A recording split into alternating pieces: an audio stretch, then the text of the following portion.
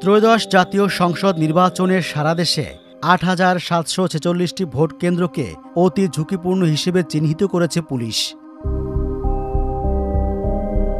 কোনো নির্দিষ্ট কেন্দ্রের ভোটার সংখ্যা, থানা থেকে ভোট কেন্দ্রের দূরত্ব, কোন এলাকায় কোন রাজনৈতিক দলের আধিপত্য রয়েছে, দুর্গম এলাকা, পাহাড়ি এলাকা ও চরাঞ্চল এসব বিবেচনায় নিয়ে সারা দেশের ভোট কেন্দ্রগুলোকে অতি ঝুঁকিপূর্ণ লাল, ঝুঁকিপূর্ণ হলুদ ও সাধারণ সবুজ এই ৩ ভাগে ভাগ করেছে পুলিশ সদর দপ্তর।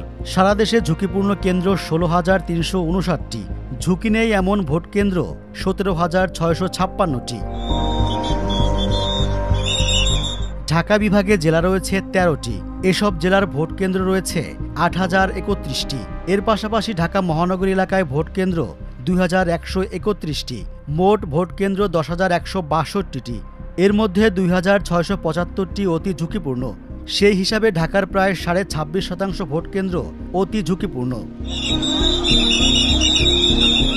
পুলিশের হিসাব অনুযায়ী ঢাকা বিভাগের মধ্যে অতি ঝুঁকিপূর্ণ ভোট কেন্দ্র সবচেয়ে বেশি মুন্সিগঞ্জে ২৭২টি, এরপর কিশোরগঞ্জে ২৪৩টি, এছাড়া নরসিংদীতে ২৩৭টি, মাদারীপুরে ২২৪টি, গোপালগঞ্জে ১৯০টি, নারায়ণগঞ্জে ১৬৩টি, টাঙ্গাইলে ১৬০টি, ফরিদপুরে ১৫৪টি, শরীয়তপুরে ১22টি, মানিকগঞ্জে ৬৭টি, গাজীপুরে ৫১টি, রাজবাড়ীতে ২৯টি এবং ঢাকা জেলায় ৬৮টি অতি ঝুঁকিপূর্ণ কেন্দ্র।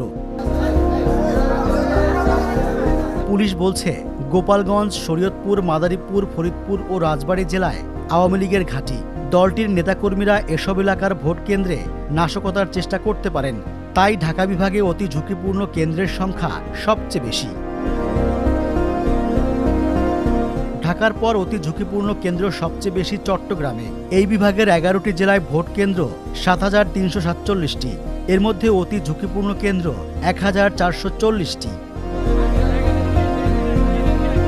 পুলিশ পর্যবেক্ষণ তালিকায় দেশের ৮টি মহানগরের ভোট কেন্দ্রগুলোর কী অবস্থা সেটিও উঠে এসেছে। ঢাকা মহানগরের ২,১৩১টি ভোট কেন্দ্রের মধ্যে অতি ঝুঁকিপূর্ণ ৬৯৫টি, ঝুঁকিপূর্ণ কেন্দ্র ১,১৩৩টি।